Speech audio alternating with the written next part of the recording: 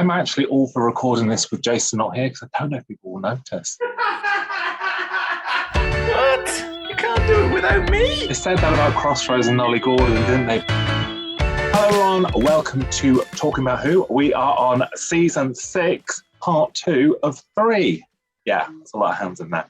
I'm Paul or P-Bal, Gond, and I'm joined by... Hello, it's James. And hello, it's Jason. I can't believe neither of you did the Gond thing. Well, I was going to, but then I thought I might get accused of over-rehearsing it. How would it be over-rehearsal? I literally just did that on the spur of the moment, and it would have been a response. I'm not saying you did. I'm saying that I may have over-rehearsed other intros that I've had previously, is all I'm saying. It's all right. I've got a vague idea of how you're going to start the introduction. It's Doctor Who and the Invasion, which will be our first story. I have paused for a caption there, but I should say in part 1 of this video, we awarded the Dominators 14 points and the Mind Robber 26. Oh, that was good. That was a good score, that. Strong start. Mm-hmm. I would say, materializing in outer space, the TARDIS is attacked by a missile fired from the dark side. Oh, sorry. Has anyone got an introduction for the invasion from us? Yeah. I don't know how I can follow that, to be honest with you. Other than actually, this is a bloody good Doctor Who story. And yes, they do start off on the dark side of the moon and soon get embroiled with a battle with Cybermen on Earth. But what's really, really good, I think, about this story is, although we wouldn't have known it if we were watching it back at the beginning, we were watching what was eventually going to become a format for Doctor Who for a few years to come. And of course, we had the reintroduction, or actually introduction, of UNIT and the reintroduction of Lethbridge Stewart to look forward to. So, you know what? I think this has got lots going for it as a story. A big favourite of mine, as I'll explain probably a little bit more as we go through it. And P-Bal, please don't wave your target hard back at me while I'm talking, because it's so distracting.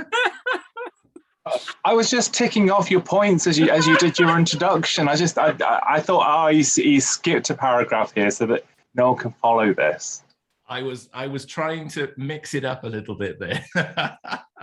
What I will say on a side note, whilst I have this lovely hardback in my claws, is one of the best covers for a Doctor Who novel. I love this cover.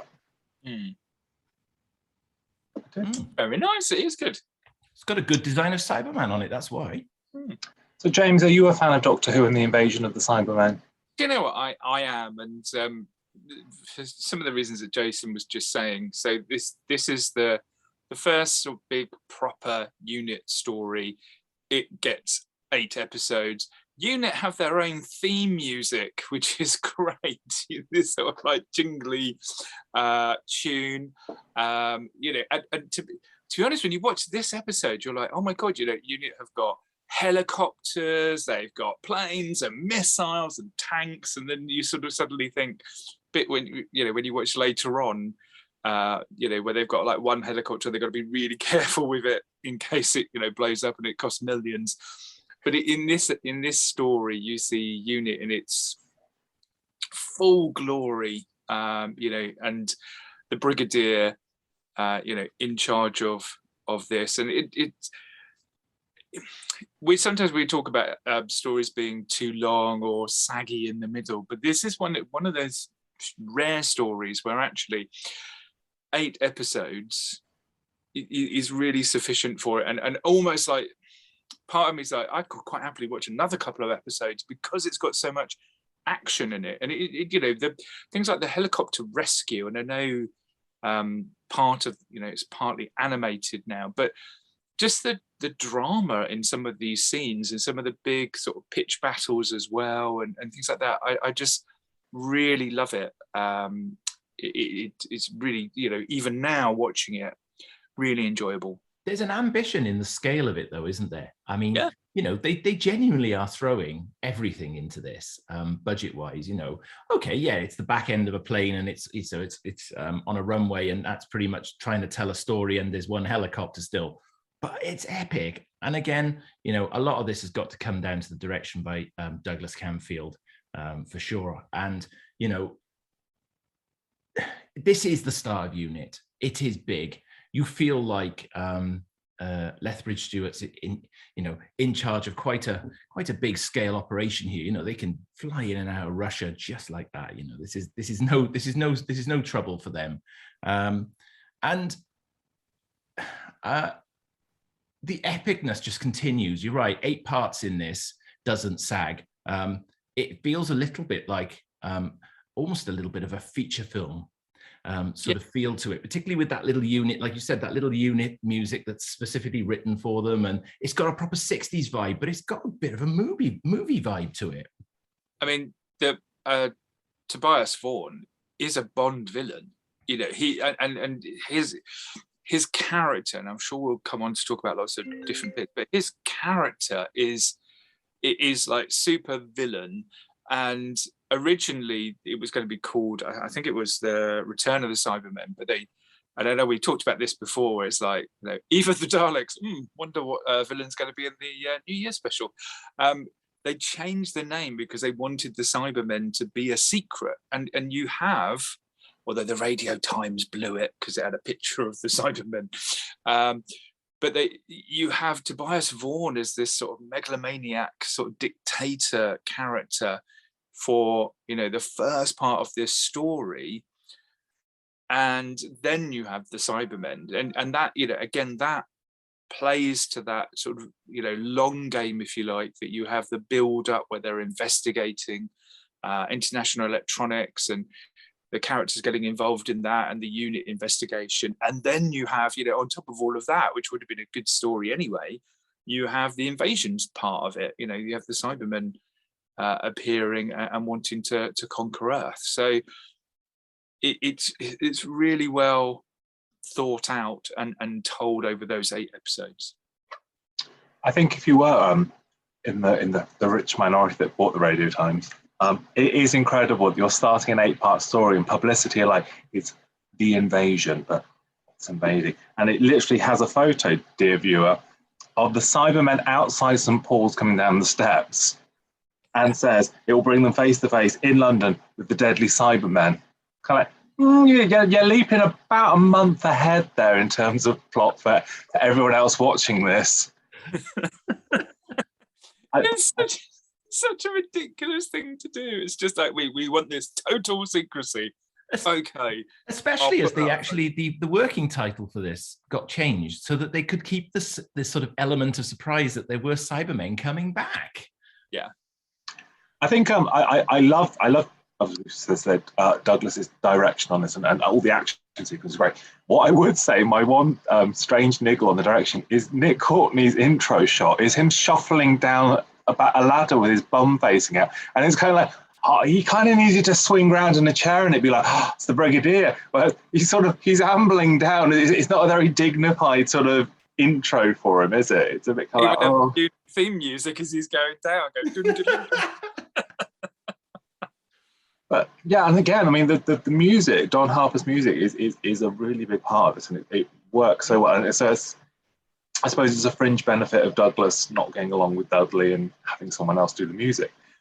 But yeah, one of the most powerful parts of it is that. And I also, whilst on a sound front, Brian Hodgson's special sounds, because one of the creepiest moments is when they bring the Cybermen back to life.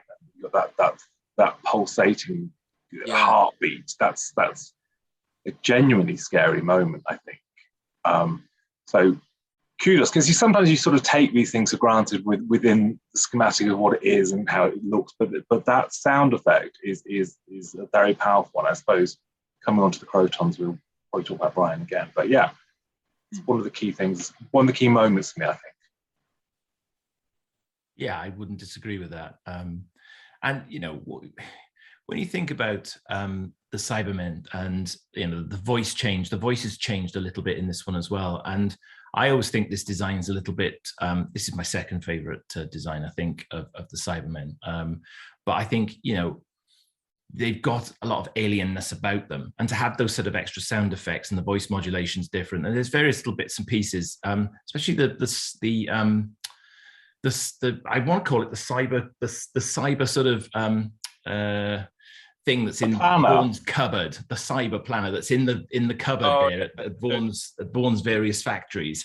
And again, the noises and the sort of lights and the effects. I think that, again, we're looking at 60s TV here, and there's a certain charm and a certain uniqueness about it.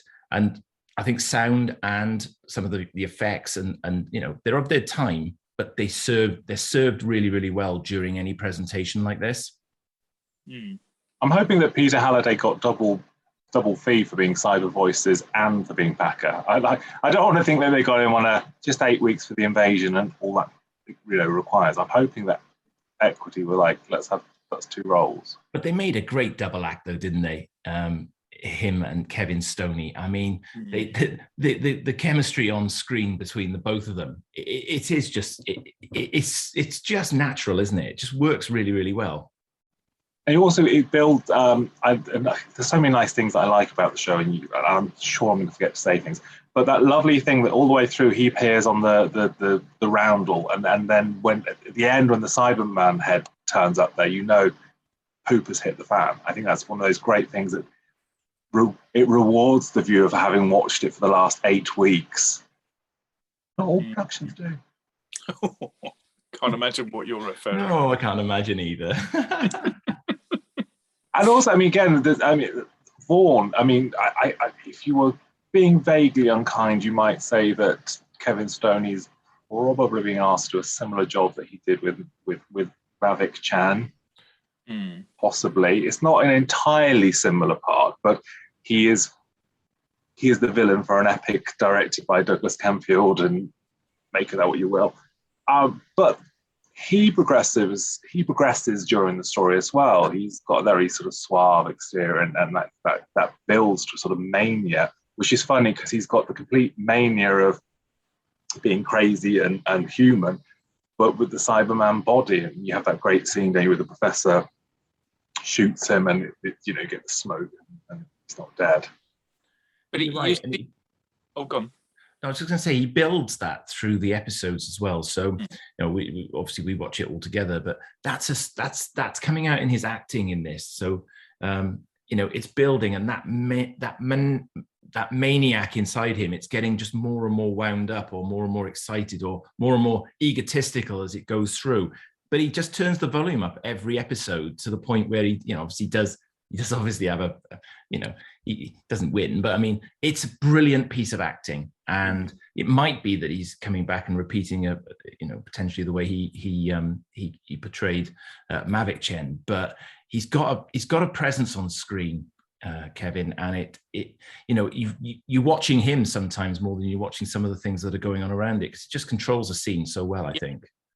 And he genuinely believes that he's going to get the jump on the Cybermen. He honestly has got that sort of conviction that no matter what the Cybermen do, he's going to be able to defeat them. And you see that as it goes through. He's doing all these sort of secret experiments, trying to use emotions against the Cybermen to defeat them. He just needs the Cybermen to come in and then take over, so he can then take over the Cybermen. And you see that point where he realizes, the doctor keeps saying to him, you can't trust them, they're gonna double cross you, and he's like, oh no, they're not, my plan is all laid out. And then there is that moment where he realizes that actually he's probably not gonna win. And then he's like, oh, well, I'll help, and he reluctantly then he changes, and he says that, to the doctor, I will help you. But that's again, another really great moment in his performance, because you see him change again. So you see that mania build up, and he's so abusive to people around him, the people that work for him. He's so disdaining of anyone else. He thinks he's more intelligent than the doctor. And then you get that moment where he suddenly realizes that actually the Cybermen are probably 2 steps ahead of him. And it's like, okay, well, I now need to, help the doctor. I need help from the doctor to defeat them. And I love that bit, that you see him suddenly do a calculation in his brain, and he's like, oh no, I'm not going to win. And help the Doctor and see if I can find another way out of this mess. And isn't it great though that he's a psycho, he's a murderer, he's trying to take over the world. You understand what his character is, and I'm not saying you root for him, but you can understand him, and you have a connection with him. So you know, when he's killed, spoiler, when he's killed, it's you know, it has an impact, and it's even when the villain, and Packer to an extent, you know, he's a vile character really. I mean, he delights in the torture and the sadism. He's horrible. You understand that's, you know, what makes him feel like a big man, and I think just having connections, even with the bad guys, to understand what makes them tick, it just helps us all along. I mean, that's sort of the magic of the piece in some ways. Yeah, you've got all these different characters, different motivations, different scenes. I love that there's some great scenes with Wendy and Nick, and you know, Zoe and the Brigadier, and they're just tiny little moments that just make me smile. There's one where she's fretting in the control room, and he just wrote it down. "Don't look so worried, dear. Do you fancy a cup of tea?" And she's just like, "No, I don't want tea. I've got complicated mathematics to do." And he's just like, you know, just says this, and there are these great moments between these characters, and I love how they all interweave. And you've got Isabel as well, who's like this plucky photographer, and you know, she gets quite flirty with Jamie, but she's quite headstrong. And I love the scenes with her and Zoe when Zoe causes the computer to malfunction by using computer logic against it. You know, there are just these wonderful little sort of connections between the characters that just work so well. I can't think of anyone who actually sticks out in this as having a particularly sort of bad performance, because everyone seems to gel so well together in the scenes that they're in. I think the good thing about Isabel, I mean, it's lovely to have the characters together, Zoe and Isabel, is that she's so 60s. I mean, she's more 60s than you could even imagine. But that is important on the development with Zoe, because Zoe, having been functional and logical, is then an introduction to this notion of frippery and wearing clothes and being sort of, and it's a sort of part of the development of her, you know, seeing how other characters, you know, develop and what she's lost through being, you know, the child of logic and all that stuff. I'm not sure that Isabel would have been sat listening to Teddy Bear's Picnic, though. I mean, I think surely she'd have had the Stones or something. I can't help thinking she'd have been a bit more hip Teddy Bear's Picnic. Well, that's not been re-edited for rights reasons. I think, you know, even when I saw this the first time when I was 11. Even at the age of 11, I thought it's a bit strange that a kind of sexy young woman is, even in a retro ironic sense, listening to the Teddy Bear's Picnic. Mm. So that's why I'm giving The Invasion a 2. Oh, the comments. It destroyed it from the off for me. That was it. It didn't recover after part 2 when I realized that she was listening to Teddy Bear's Picnic. The thing we were slightly robbed of, and I'm honestly going to go out on a controversial limb here and say it's because Debs had gone, he wasn't going to come back, is that we don't get Professor Chavez because Jack was unavailable. I think if Debs had been there, he would have been all right. But do we think it's a bit sad? Because I think especially, I mean, Edward Byrne does a great job. He does Crazy Scientist while he does it later again in Robot and all that stuff. Are we slightly robbed in some ways of that kind of Travers? I think Travers versus Thorne in those scenes would have had a bit more oomph to them. I think so. And there's lots of different variations as to why he didn't come back, because there was the argument between, who was it, the two people that Haseman and Lincoln. Yeah, so there was a disagreement with them, and the official line was that he was unavailable, but there was a lot of other things going on. And but I think it would have been nice to get him back in you know, for this third story, isn't it, that he would have been in, and agreed that the two characters would have played off each other really strongly. I don't think that lessens any of the performances that are actually in the final story, but yes, that would have been like a little bit of sugar coating on the top to Oh yeah, there's no doubt it would have been without fail. In fact, what would have been really nice is if they'd actually written him in as being actually unit scientific advisor. That would have been a really nice twist. And actually what you could have done then is, obviously when they bring the unit but stuff back in the Pertwee era, then of course that's the part that's effectively the Doctor steps into. But yeah, I think it would have been nice to have seen him come back. I think it would have been a nice logical step forward. But obviously there was still, I don't know if the plans were still floating at that time, that of course that could potentially have been him coming back at the end as part of what would have been proposed to be in the third Yeti story. So I don't know if that was part of the plan. But yeah, it would have been. But I think you're right that the replacement character definitely fits into the storyline quite well alongside, I think. Although what I would say, I mean, look, I'm going to be indiscreet. This is only going on YouTube. Is maybe they couldn't even afford Jack, because I know, bless the Deb said that, because she used to get her dad's royalties through for DVDs and stuff. She said that his royalty for the DVD of Web of Fear, which again was split between her and her brothers and sisters, was more than her royalties for both of her stories coming back. So Jack was on a good whack for Doctor Who, folks. He was a big star. I mean, he did them a favour coming to do it in terms of profile. So maybe, because I think as we see actually on a serious note with this season, is it does run out of money. You do feel that kind of pinch where they've blown the cash and they're still peddling it. And I know there was a hell of a lot behind the scenes with things being like visual effects. There were a lot of rows about things being overcharged for and ramblings back and forth about how much things were costing and how much is that gun costing us this week and it's broken. And so I think you potentially see as the series rolls on, we're all right here because we've still got lots of lovely film sequences and a helicopter. It's where the money is, isn't it? It's they can still afford a couple of Krotons next week, but progressively as it gets on, I think by the time the War Games comes around, they have got cardboard boxes and sticky tape and they are praying to get through to the end. You almost feel like the model shots in the Space Pirates probably did for it, and that's why the War Games had no budget at all, virtually.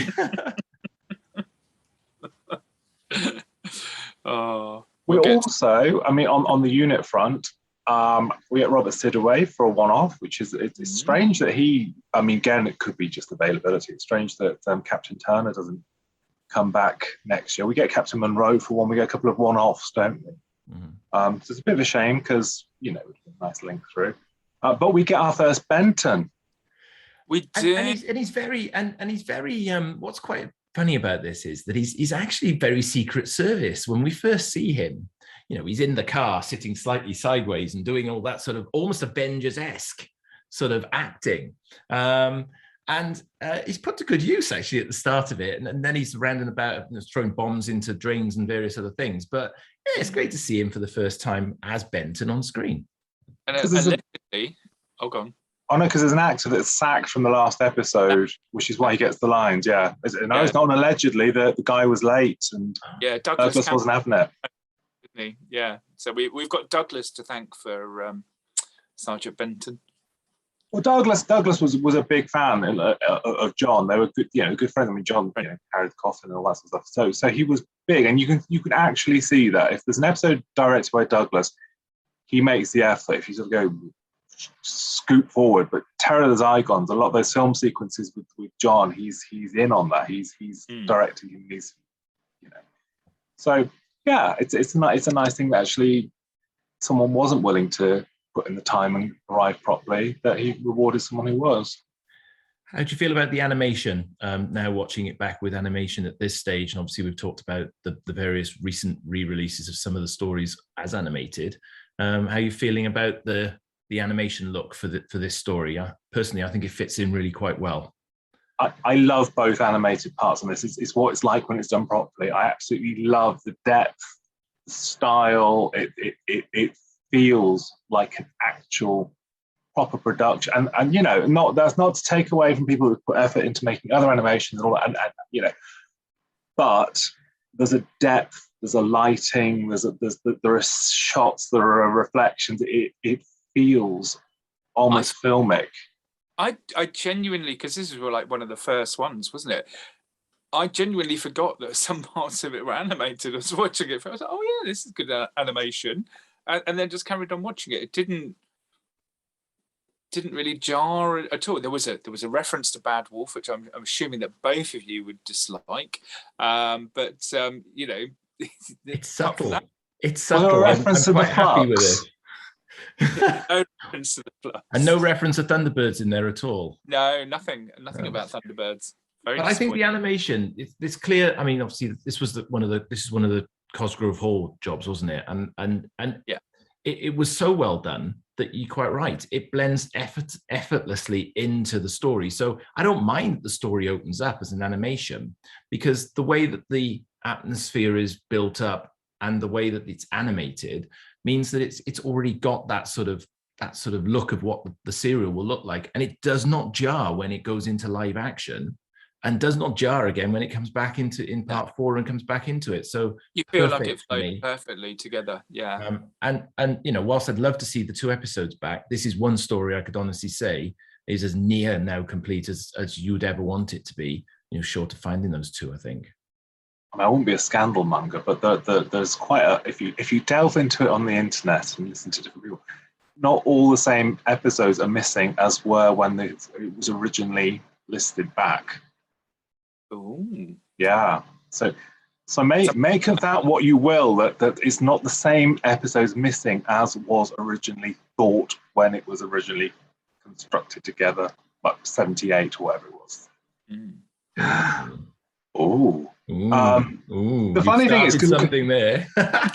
Because always delving into the missing, you know, when people talk about episodes they'd like brought back and all that sort of stuff, I never judge anyone, obviously.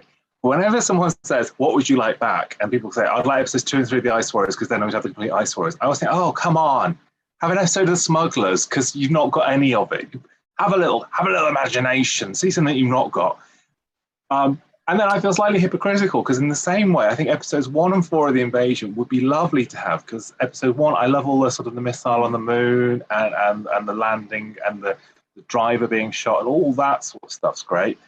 And I also think episode 4, where you've got the helicopter and you've got the going up the ladder and the rescue bit and all that stuff would look really good. And it's like, oh, I'd like to see those, but I'd probably rather have episodes 5 and 6 of Fury from the Deep back. But I can have more than... You can have as many as you like back in your wish list. You can see Frazer Hines hanging off a ladder as the helicopter flies off the roof. You could check if his anecdote was true, because I always got the impression that Fraser and Debbie had got one anecdote relating to any helicopter sort of endeavour within it. So if it was Fury or if it was Enemy or if it was it was always the same helicopter anecdote that they could have out, because it was Doctor Who and it was a helicopter. But doesn't he have the story that there's weights in his skirt, yes, kilt, but not Sally's? Yeah, not Sally's. So hers went over her head. And his remained, you know, secured because he'd weighted it down. Yeah, well, there we go. But the TARDIS team are on top form in this story as well, aren't they? All throughout. I mean, Pat is shining through this. He's loving every little bit of this. There's that beautiful line when he's having a cup of tea with the Brigadier and he goes, "I'll have a patty cake biscuit, please." And it's kind of like he's just loving it, isn't he? Every little part of the role now. He's really comfortable. And even though I suppose it's not long off before he's sort of making his mind up as to whether or not he's moving on. This is certainly the story that I think Fraser decided that this was it for him and he was going to leave. Yeah. Didn't he decide as this one was filming, he said this, he decided to leave, hadn't he? But they're sparkling form throughout, and I think for me, you know, if you look at the first couple of stories of season 6 and you're coming into this one, there's not been a bad story for the 3 of them so far. They really have shone in every story so far this season. I think you gave the Dominators a 3. Well, that is part of the reason why I gave it a 3, is because they were shining. I can't give them a 10. I can't give the Dominators a 10 just because of that. And Ronald Allen. and Ronald Allen. Well, Ronnie Allen, I will admit with you, I think he does lift it a little bit, but I'm afraid it was the rest of the story in that one. But we're not going back and talking about the Dominators again. That was where the three main casts sparkled, so I'll give it a 3. Sparkling 3, that is. It's a sparkling 3. I stand by my score for the Dominators. I really do.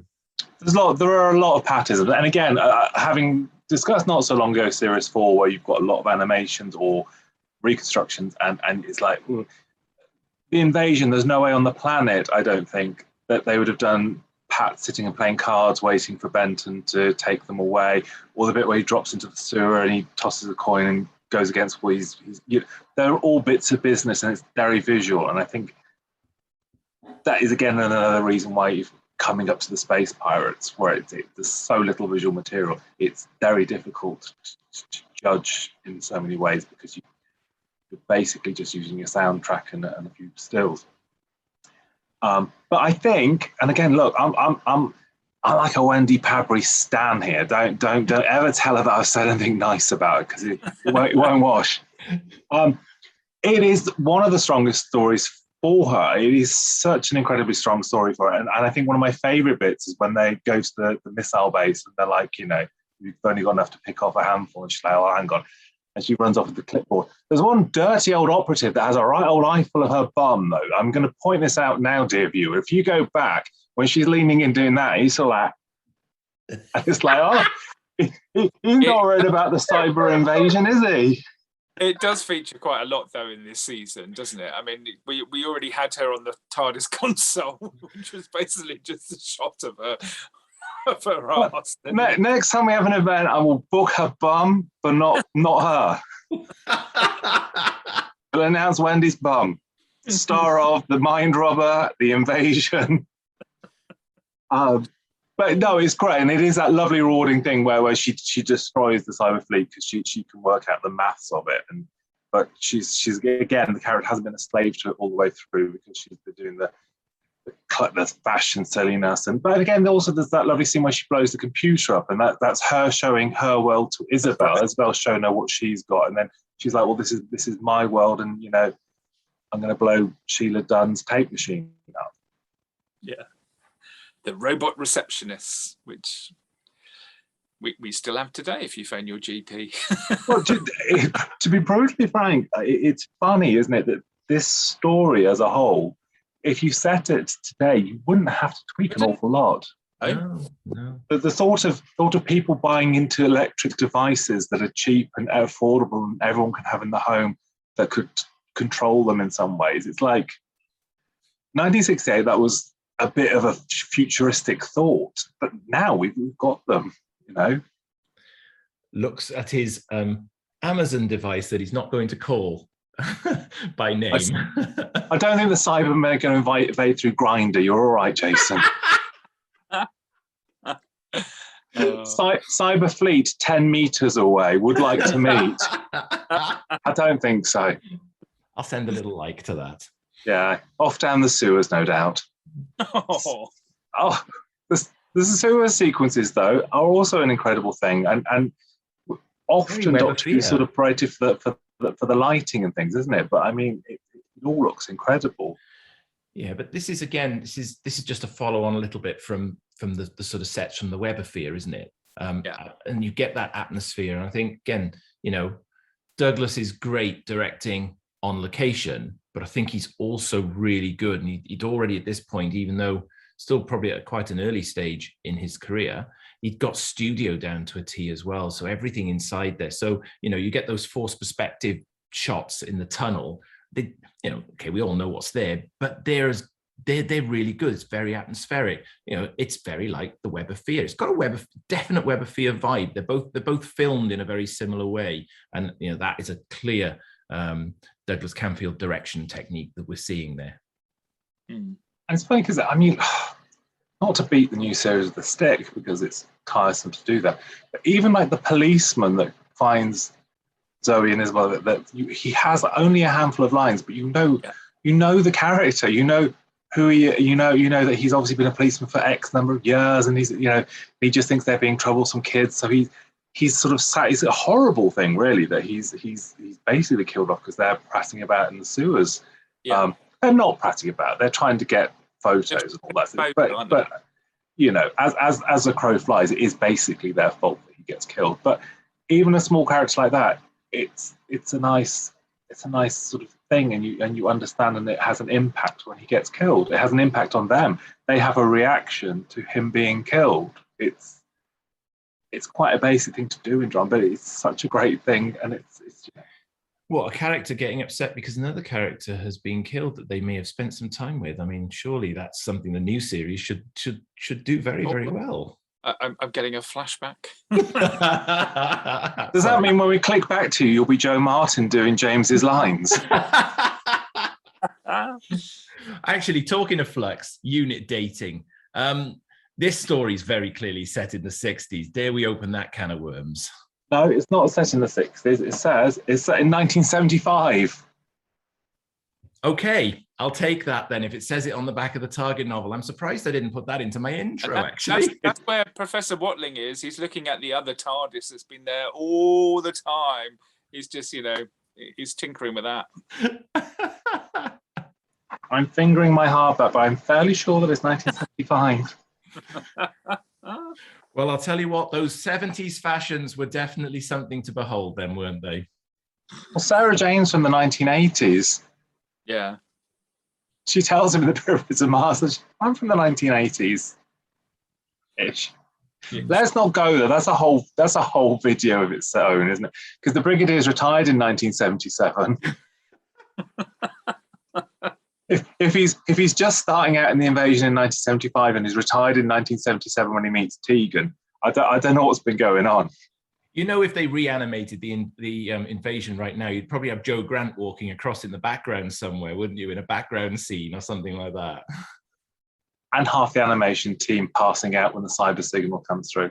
The cyber signal scene is, again, that's another great one. I don't know whether any of you are au fait with Village of the Damned. The remake with Christopher Reeve goes one step further on that, doesn't it? It has people passing out on barbecues. That's how I'm looking for. Barbecues. Yeah. And I suppose this does slightly dodge that bullet, but there is the inference, isn't it, that everyone just flops when the signal comes through. Yeah. If the budget had allowed, had they not blown it all on helicopters and airplanes, then you might have seen some of that happening, possibly. And I'm fairly sure, I'm going out on a limb here, and I'm going to steal a stato fact here. I think Isabel's house is also Lionel and Jean's house as time goes by. Really? If not, it's the same street. So who knows whether Judi Dench as Jean could have been involved in this serial. Just one slight shot of her falling over in the kitchen when the thing went off. With a picture of Jeffrey Palmer on the shelf because she wouldn't have got together with him yet. As she falls to the ground. If it were an animation, it could happen. It probably would. And this story gives us, it's behind James there, but this story gives us probably one of the most iconic Doctor Who scenes of all time, doesn't it? Yeah, the Cybermen walking down. I mean, that's like one of those, one of those images that you just remember all the time. And there's quite a few like that for Cybermen. The ice tombs as well. We talked about that in previous reviews. But yeah, that picture there is just tells you the story. But again, because you've got the Cybermen don't appear until later on, you've got all the great stuff with Vaughn first. So it's not like, let's have the Cybermen appear immediately. They're kind of almost like a secondary character in the plot. They're just sort of lurking in the background, which is I think that's good. Yeah, there's quite a secondary until and they build, don't they? They build to the crescendo of actually they're a bit kind of.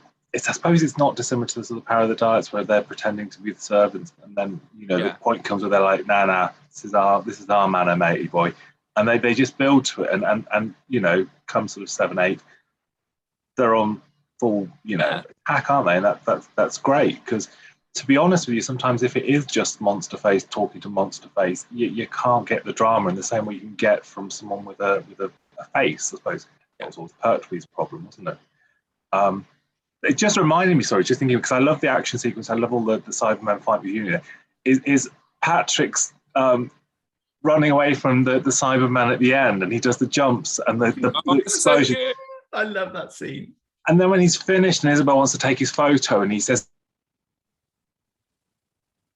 no, and he starts patting himself down to look nice. And it's like, oh, they are just mannerisms, and it's just such a clever actor, and seeing him in full flight and thinking this is clever, this is witty, this is so well done. And Pat, I don't think has a bad story. I think you could argue, if you were slightly unkind, that sort of later on he looks a bit tired. And I think I'm going out on a limb slightly forward here, but Space Pirates doesn't look wholeheartedly invested in that. He does look a bit kind of like, I can sort of understand.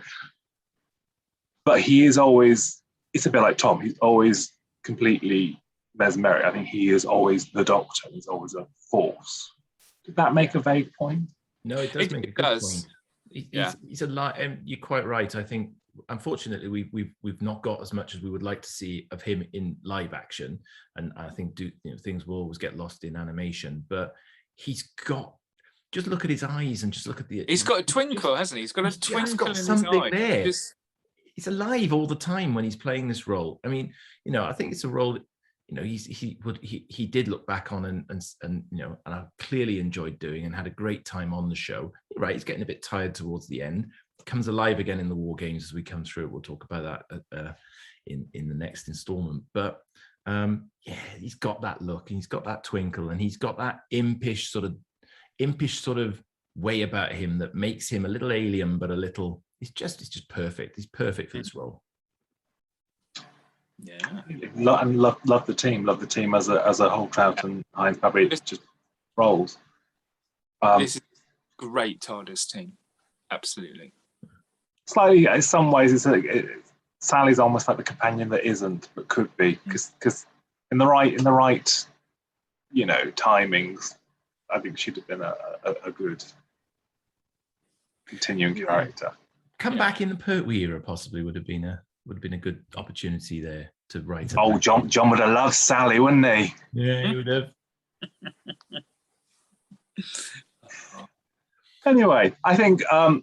Do we have any exciting yet potentially made-up facts from James? No, there's a couple of points I also had. There was originally, Oh, no. Please don't tell me the unicorn was coming back from the mind robber.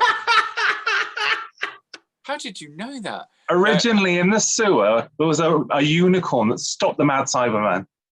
Yes. No, not that. There was originally, they filmed a sequence where Rutledge was forced to shoot himself, but they actually cut it from the show because they thought it was too dark a storyline. So that actually, it was filmed, but it was cut out. Douglas Camfield plays the car driver, so he gets a cameo. He's the one that picks them up at the beginning when they're hitchhiking to London. I think that was pretty much it. Everything else we have covered. Yeah. Because they didn't do the sequence with Professor Watkins being rescued. There's the little strange jump in the narrative around there, isn't there? And there's also a strange jump. Ian Fairbairn, let's give a shout out to the legendary Ian Fairbairn, who did so many great things over all the different years. But his sort of death, where he's in the office and then all of a sudden he's in the sewers, and that's just slightly confused. I think it's cleared up in the book. There was another helicopter sequence which got cut due to either budget or timing. They ran out of time to do it, so there was something there's a weird jump to something else, but they ended up having to say no, we can't do that. But hey, we got the sewers flying open and the steps and everything else that we could want. So I'm willing to forgive and forget. Is that it on the fact front? Yeah, we've talked quite a lot about some of the other things. Fact light here. Very fact light. I think he's getting very scant on his facting. Mm. And no cosplay. Where's your Isabel wig? He's saving the cosplay, I think, for the next installment. I feel he's got something up his sleeve, no doubt. Perhaps he's coming as a space pirate. I think maybe he got like a Kroton head that he was going to start spinning. I'm just going to put a food blender here, and that would just be my costume. We'll come on to that. No feather boa, no blonde wig. I don't know who you are anymore. I truthfully think that we're probably getting a lot of the stats out as we go through our reviews now. You're starting to become more stats. Terrence Dix was his starting officially as script editor as well. Yeah, that was it. Okay, let's get some scores on the doors. Who's going first? Go on, Jason. Oh, you're sending me out first for this, yeah? Well, you started today with your abridged version of the back of the hardback. I did not do a copy of the hardback at all, as you know. Stop waving it. Honestly, viewer, if you could see, he's waving that hardback around willy-nilly there in the background. It's not that to try and put me off. I am literally going to have to not look at the screen. I can't do that. Okay, let's round up on this one then. The Invasion, 8 episodes, not in the slightest bit saggy as we come through it. It's a brilliant example of 1960s Doctor Who. You've got Douglas Camfield directing, you've got a strong guest cast, you've got the TARDIS team at the top of their game, and you've got Cybermen. What more could you ask for? It undoubtedly deserves a 10 out of 10 from me. It's an early 10, it is. Hang on, but it's 8 episodes. I thought your formula would suggest it should then be 8. It's 8 episodes. There's 3 TARDIS crew. They're all sparkling. It's an 11. Sparkling, so it's a 3. I can't give an 11. No, it's a very clear winner for me. It's a 10, definitely, without any question in this story. Well, go on. No, go on, James. Go on. What are your scores on this? I was going to say I hate to be accused, like Jason, of copying other people, but I am also going to score this a 10 out of 10. You can see the budget for this, the sequences, as you said, Douglas Camfield's direction, the characters are brilliant. It's like a Bond film with the Doctor Who element to it, and I like the fact that the Cybermen don't come in until later on, and Tobias Thorne is this really dominating character up until that point. So yeah, absolutely. 8 episodes, loved it. 2 10s. Oh, guys, another scene that I really like in this that we will finish imminently. But there's that great bit where the Doctor and Jamie have climbed up the lift shaft, and Packer, and it's I suppose it's his character defining moment, isn't it? Where he goes, he said, "No, don't take the lift," because and he realizes, "Oh, actually, I'll crush them to death, and you'll hear them." And he goes, "I'll take the lift," and he decides that he wants to crush them to death. It's such a horrible thing. Such a great, and it's so beautifully done by Pete Halliday, and that moment where he realizes how horrible and destructive. Anyway, that was, I don't know why I thought of that, thinking about Jason's summation. Anyway, what? You're awful. That would see you are. What? I was thinking of destructive things. Anyway, right. I love the Invasion. I've always loved the Invasion, really. It's funny because my first instance of watching this was the anniversary video when it came out as a double pack, and you had Nick Courtney doing very brief links between the 2 episodes, which actually, funnily enough, it's still enough for you to just pick up what's going on. You're not lost if you haven't seen part 1 or part 4, but within that, it doesn't necessarily follow that they're padding episodes. Does that make any sense? Yeah. Okay. Whereas, I suppose like the Wheel in Space, you can watch 3 and 6 and it still makes perfect sense, even it's 4 episodes gone. Anyway, Invasion, love it. I love the look, I love the story, I love the length, I love the build, I love how epic it is, I love the characters, I love the actors. Like it's never too early for a 10 from Shirley. Hey, Jason, get your poppers out. Party poppers. Oh, of course. Oh, those. Right. Okay. Sorry. Oh, there's amyl nitrate all over the screen. Right. That means that the invasion ends on 30 points. It's only the second time we've done that. I know we did it with the City of Death. No, we've done a didn't we do one of the Pertwees was that? With the demons, maybe get 10. Yeah, got a 30. We're going for all the obscure ones as our favourites, aren't we? We're really... Underwater Menace wasn't in there, was it? Okay, so we move on. I mean, guys, I know there's another 4 stories that need to come here. Stick with it, because something else could rival it in its approach. And that next one could be the Krotons. Now, Jason, if your introduction to this starts many thousands of years ago, strange crystalline creatures, ... I don't know where you worked from. Well, you see, it wouldn't be my opportunity to do the intro because I'm going to step aside and allow James to do his wonderfully prepared intro on this one occasion. Do you know what? This is so my intro to this, and this is, I'd studied this episode very, scrutiny. It's the one with the giant metal protuberances. And I'll explain that because they just have these metal snakes that come out of the walls. I remember watching this with a group of friends, and we're just like, what are they supposed to be? So we're so we've got the Krotons. I don't know how else to explain it. The Krotons have been controlling, so they've crash landed on this planet. They're controlling the Gords. The Gons. The Gons. Oh, I can't read my own handwriting. That's an hour and a half of watching it. They mentioned Gons enough, Macy. Zogond. Dr. Gond. Jamie Gond. After the invasion, this was quite a come down in story.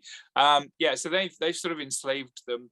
They're harnessing their sort of psychic power to try and reboot or refuel their ship, but they're also making sure that the smartest of the tribe basically are being sort of absorbed and killed off. So that's it. So it's marveling that you're slightly confused by the plot of the Krotons, but Flux, you're like, yeah, well, what happens in this is this. But it's like the Krotons is so freaking basic, it's untrue. It's too basic. No, the Krotons is a very, very straightforward 4-part Doctor Who story. And whilst it will never be a classic, it's not that bad a story. I think people give it a knock, and I don't think it really deserves it. My first time watching the Krotons was during the 5 Faces of Doctor Who season back in 1981, just for completeness here on the unit dating cycle. And this is why I think this story's got a little bit of a soft spot there, because it's one of those stories that was part of that season. And I remember it well, and it's probably one of those that you just watch if you want to throw a quick 4-parter on every now and again. The Krotons fits it. Like I said, not a classic. The story's quite straightforward. It's see the Krotons have obviously crash landed many years earlier, and they've sort of almost scared the Gons into almost like slavery by default. And it's kind of like a very interesting storyline that comes out on it. And the Doctor arrives, meddles it around. You've got that sort of barren land that they're not supposed to go into, that they very quickly learn that they can go into, and it whips along at a fair old pace for a 4-parter. So it's not a bad story. Is it behind you now? Is it glittering, Jason? Beg pardon? Is it glittering? What? The Krotons. That's what we're talking about. It's not. It's just a straightforward, good old-fashioned Doctor Who story. One of the funny things, I suppose, about it being in the 5 Faces of Doctor Who is that people were upset that they didn't pick the Tomb of the Cybermen, because they didn't realise actually the BBC chucked it out, and it was sort of chosen because it would have been the only four parts. It was the only 4-part they could choose, and they didn't have the option of picking the mind robber at the time, which I think was probably the only other. That's 5. Yeah, I was going to say it's probably the only other the existing story, full story at that point was the War Games there. I can't remember, but yeah, it fitted the bill. But you're right, it was at that point we really did start to discover, I think, the state of what the archives look like.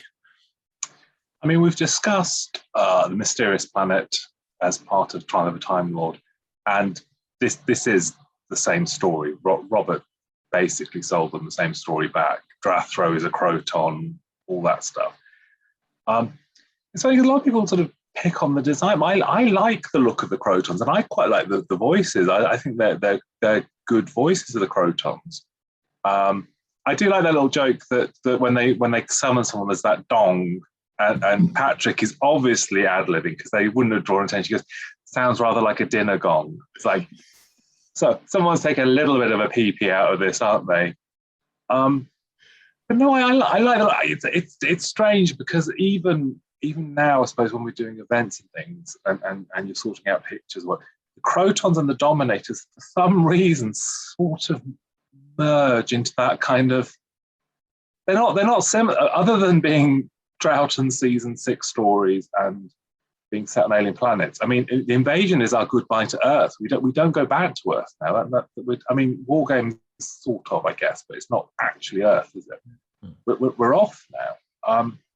But Krotons and Dominators, for some reason, because they're not quite as good as anything else around it, and there's nothing awful with it, is there? It's fine, but there's nothing. No, that's spectacular. I agree. There is nothing awful with it. I said, the Dominators. I think there's a good reason why I scored it a 3, and I'm not giving my score away just yet on the Krotons, but it doesn't do anything wrong. It's a straightforward, simplistic 4-part. TARDIS lands. They go and they walk into the middle of a situation that's developing. They help the Gons out, and they defeat the Krotons, and then they take off and go to their next adventure. That's classic Doctor Who, and it is a little bit of a space filler in between, the invasion being an epic story, and then obviously coming along further along, we've got the epic Seeds of Death coming up straight after it. So it does sit in there, and it's got a place. This season's got quite a pace to it, actually, because you start off with the Dominators and it's a little bit flat. Then you hit your stride in the Mind Robber, and you're hitting your stride even further when you hit into Invasion. You lull into this, and then you're back onto a sort of a high again with the next story. So, there's no season of Doctor Who, I think, that I can remember that's had like every one of them's a winner. So there's a place for this, I think, in the overall dynamic of season 6. I'm not saying it's a bad episode, but story, by the way. I think there are some elements that I really do like, and a lot of that comes down to the cast and some of the performances. I think if you look at the Kroton, here in this photo, it's all right, actually. We talked previously about quarks, funnily enough, where we were saying, about how the designers always wanted to come up with a new creature that was going to become the next Cyberman or become the next Dalek. Yeah, and you can see, they might have wanted this to become more popular.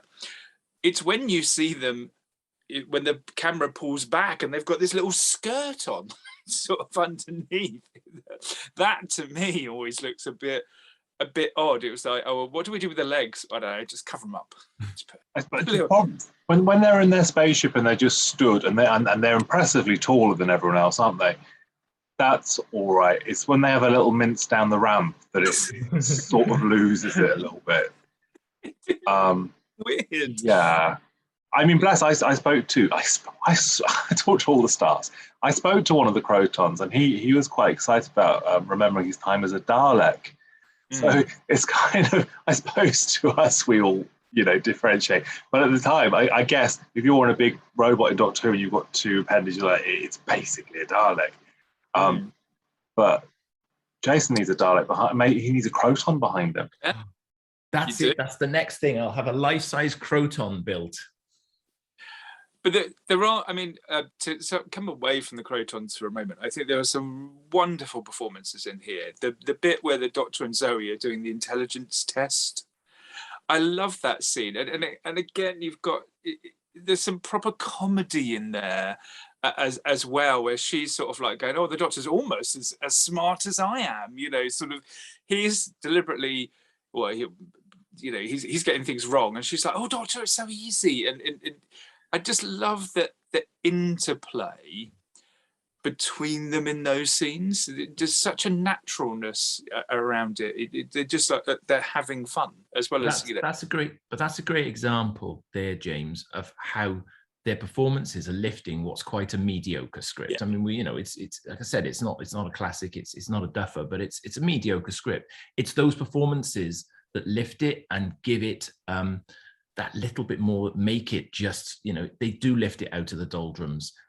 You've got Philip Maddock there who's sort of playing along them. It's quite an understated role actually for him, but the TARDIS team are on top form again in this one. And, you can see how well they've gelled. You can see how well that they're enjoying their time on the show at this point. And I think, again, it helps to lift the mediocre out. It helps to lift the story out of the mediocre. I think, unfortunately, the script of the Dominators, even with their great interplay, it couldn't quite lift that one. But I think it does a good job here. It's interesting because it actually does play to the actual. Sometimes the Doctor Who script, it can be Doctor Who and Plucky Assistant and other Plucky Assistant. It wouldn't, Whereas this, it actually does matter that it's Jamie and Zoe, because Zoe's clever, so she's involved with the, going into the Krotons as one of them. And Jamie isn't clever, so they wouldn't want him. So actually the dynamic of their, different characters and their intelligences is important to the script. So it's actually, even within this not being the best Doctor Who story, it's cleverly thought out in that sense. I mean, it wasn't a Doctor Who story to begin with, was it? It was the space trap, and it was maybe Out of the Unknown. Yeah, so Robert Holmes originally pitched it as a standalone story, got rejected. Look at him, he's pleased. See, you're stealing my stats now. He originally pitched it as a standalone story. It got rejected, but he was told to apply to write for Doctor Who, and obviously this is the sort of the fruits of those labours. So yeah, absolutely. Terence said he was desperate and found it in a pile of rejected scripts from Out of the Unknown. I think Terence is a bit more harsh in his approach to how he explained the genesis on this, because there's a lot. I mean, we talked about budget issues. There's a lot at this point where they are struggling to get the script in shape and on time. And already we've had the Dominators cut down, Mind Robber extended. Invasion was a 6-parter, they changed to an 8-parter. Yeah, things are quite in flux, and we've got the Prison in Space, which was around this time that they decided to not go with, because it was a bit one that turned, it was a bit too much for Doctor Who at the time. And I think there's a battle to get it on screen. So even within the remit of this not being the best Doctor Who story, it's a sort of miracle that it came out, and it's good, and it's watchable, and this was the most watched second Doctor story. The episode 1 had the highest ratings. So even though they were like, this script was found down the back of someone's chair, had to be heavily rewritten, and the audience was still pretty healthy at that point. Well, you do have to wonder how much of that's coming off the back of what has been a good story previously with the Invasion. Yeah. Obviously, I probably find that the next 3 episodes just dip a little bit in the overall ratings there. One of the things I think that lets this story down in particular, for me, I think, is the setting of the story. And I think, again, it's just obvious we're in a slate quarry of some sort, and it's a bit bland, and there's not an awful lot of thought gone into it. And the sets themselves aren't setting the world on fire. And, again, the budget's being used in certain stories clearly in this season. This isn't one of them, because the Dominators, again, I think was quite a bland setup. It's set in a quarry mostly, and it's sort of, the sets are a bit sparse, and it's not really all that exciting. This is following a similar sort of pattern. So there's not an awful lot of imagination. And it's unusual for a David Maloney direction, because he's he's got good reputation, and I think he's doing his best with a mediocre story, but it's just all a bit bland for me. And I think that's part of the reason why, again, it's not a classic. I mean, the only thing apart from the interplay between the characters, the only sort of scene I actually really enjoyed was the rock fall. When they're trying to, it's the end of episode 3. I think it's the cliffhanger where the rocks fall on the Doctor, and it genuinely is quite sort of like, there's a lot of tension in that scene, but the rest of it, never really seems to kick into a gear. And until that point, until you start to see the uprising, you've got Maddox's character who's like, oh well, we'll sacrifice the Doctor in order to save ourselves, but it takes a long time for that to sort of really kick in. And some of the other scenes are nice, but I don't feel the sense of drama at all until towards the end. And I then like the film sequences, though. Sorry, I cut in on you though. I like I think the quarry looks nice. Actually, I think it's got a good. It looks a bit dark and alien, and you have a nice sort of. I think you have nice bits of the TARDIS crew landing and looking at the bits of stone and doing the wherever we landed kind of shtick, which is always quite nice. And also a bit with where the Krotons are pottering around the quarry, because you're not seeing the skirt and all that stuff. Don't see the skirt. They look good. So I think that's nice. And until, I think, does it not come back in Cold War? You get HADS. I think it's the only time you have the hostile action displacement system. Yes. And they don't use that again until Cold War. However many years on, because Mark's obviously remembered it and thought it'd be fun. That's quite a nice little thing that they disperse the TARDIS and then potter off back. I mean, as awful as it is, direction point is something that I use to this day if we're out and about somewhere, and I'm like, right, well, instead of going where we've got to go to now, I'll be like, direction point, because it works. Because as long as people understand TV's Doctor Who when they're with you, otherwise they think there's something wrong. They'll understand that you're asking where we've got to go next. Is it just me that does that then? Is it just me? I think Dexter does that as well now. I think I've trained him into that. All right. I actually, we're talking about the bit on the planet there as they're coming out of the TARDIS. There's that little bit with his umbrella as well. Again, it's that little bit of shtick, isn't it? That he's setting up this umbrella, and it's with him most of the way through the first episode. It's again, so you've never seen him with an umbrella before. You don't see him with an umbrella again. It's just a little bit of fun, isn't it? They wouldn't have animated the umbrella. Umbrella had been too expensive. I mean, and then ultimately they're defeated by acid. They cultivate some acid and throw it on the crystals, and they all melt. If only they'd had a rave up 50 years earlier, they could have saved all the problem, couldn't they? It's different acid. It's different acid. Yeah. Brian Hodgson, I said we would talk about again. He is the sound of the Krotons. I mean, all of it is Brian Hodgson. It's all his soundscape, and actually, it's the sound of the Krotons is good because actually, before you see them, the sound of them is quite menacing. Mm. I think it's alien and it's otherworldly, and I think that's great.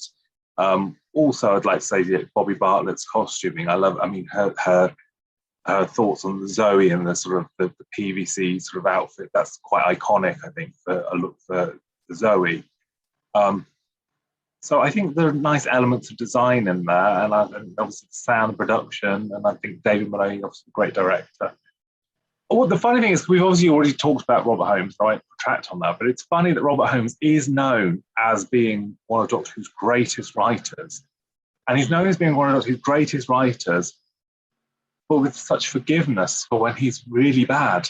It's like when he's so good, he's on it. Yeah, he's on it, and people are willing to forget the Krotons is Robert. And I remember quite well at a Utopia not so long back, our photographer, Mr. Paul Fitzwilliams, had to pick a Doctor Who story to try and put into Room 101, and he said that hack that wrote the Space Pirates, like, that's Robert Holmes.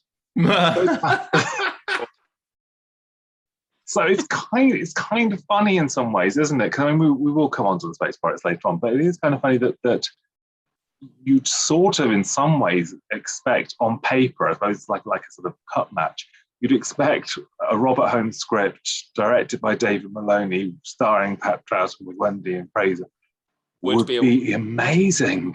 Yeah. But it's not.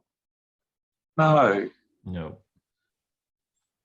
It's got little glimmers, but you're right. Most of that is from the cast because they are just so good, and are quite prepared to, give their best against whatever it is that they're given to do. So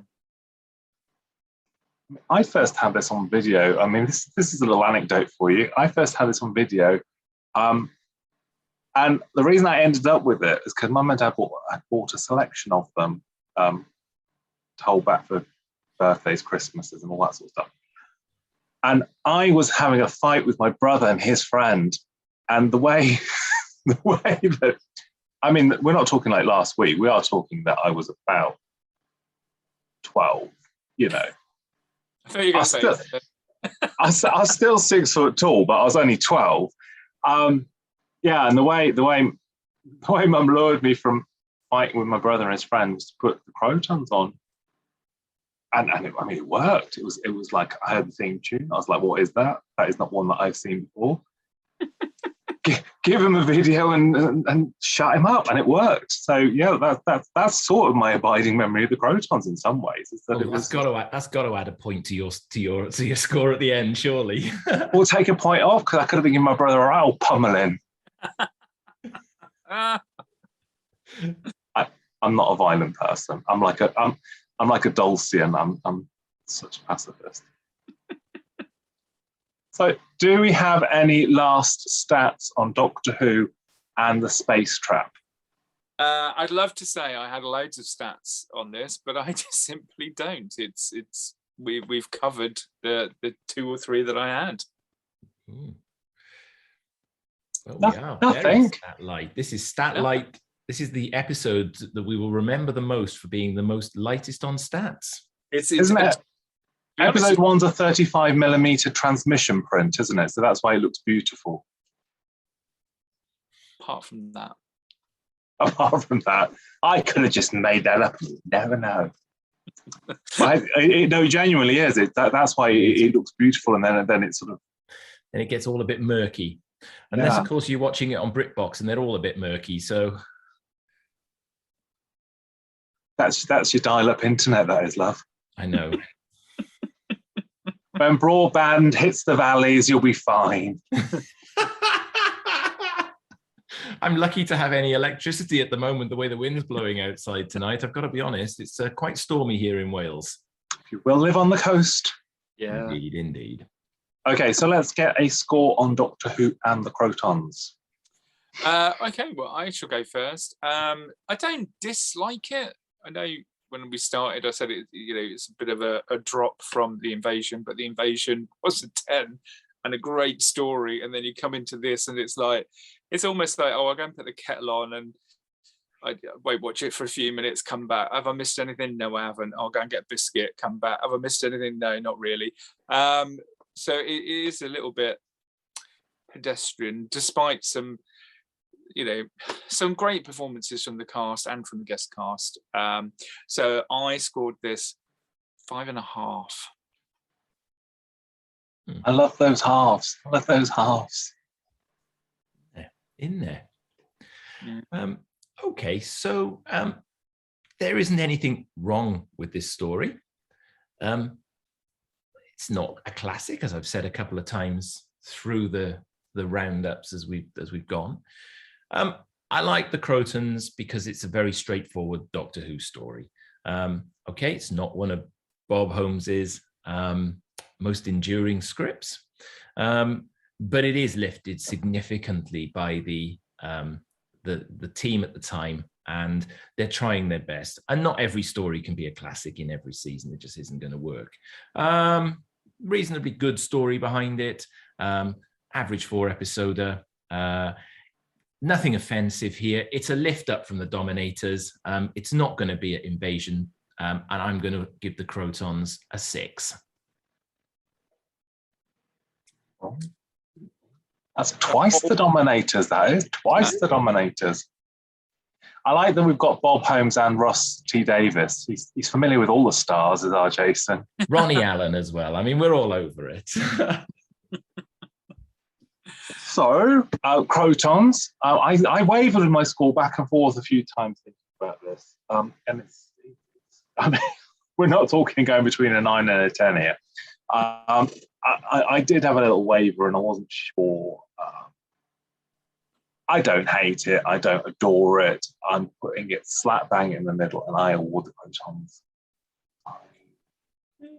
So It's all right. I think that's a 5. I mean, if I sort of would go on record of saying 5 sounds like it's a really sort of bad indictment, but 5 is literally is halfway in your scoring. It just means it's nothing above average, but it's nothing awful. And there's enough in there that I like and enough in there that I find a bit tedious that it sort of balances out to just being a 5. If someone put it on and I was watching it, I wouldn't be like, get this rubbish off. But you know, it's just not amazing. It's watchable. As Jason said, it's watchable. You can sit down and you can go, okay. It wouldn't be, you know, I wouldn't sit there and go, oh, I could watch a 4-parter. I'm going to grab the Krotons because there are a lot better 4-parters. But if it was on, I'd quite happily watch it. You know, it's a straightforward, simple storytelling, and you know, it's not the flux. You know, I can follow it. You know, the little simple brain cells there are keeping up with it. It goes along. It's not an offensive Doctor Who story, and you know, I've seen people over the time knocking it. You know, it's this and it's that. But, you know, you had the Dominators in the same season, and trust me, this is a better story than that. Well, my score would disagree with that, but you know, heaven forfend, we should agree with everything on this one, Jason. No, we should never. We should never always agree. It's nice to agree occasionally, though. No, it actually pains me a little bit. I know it does. No, that was our 6-hour flux recording, was seeing you two agree on things. It was really nice. Yeah, we do occasionally. That's how awful it was. The universe united on that front. Anyway, so that brings the Krotons out on 16.5. It's not going to be enough to take the title of best in show for season 6, like it's Doctor Who crafts. So at the moment, in 4th place, we've got the Dominators on 14. We've got the Krotons on 16.5, Mind Robber on 26 in 2nd place, and the Invasion out on 30 in the lead. There's a real difference in quality, isn't there, between some of these episodes? It really is. And I think we're going to find that that's going to be a continuing theme, because we have got one more part to go on season 6. Season 6, part 3 of 3 is going to be coming soon. So anyway, thank you very much, guys. Pleasure as always. Thanks for having us. Yes, thank you very much. Thank you to everyone for watching. Write your comments, subscribe, like, all that business, and we'll see you again soon.